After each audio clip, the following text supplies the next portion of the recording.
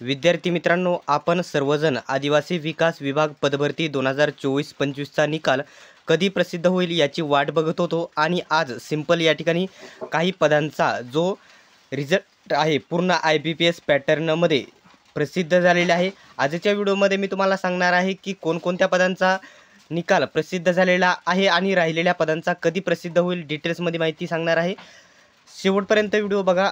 अशाच प्रकारचे अपडेट सर्वात प्रथम बघत राहण्यासाठी चॅनलला सबस्क्राइब केले नसेल तर सबस्क्राइब करा आणि बेल आयकॉनलाही ऑन करा।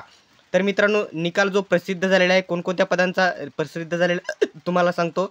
तर नाशिक विभागामध्ये नाशिक विभाग महिला पुरुष गृहपालचा निकाल प्रसिद्ध झालेला आहे।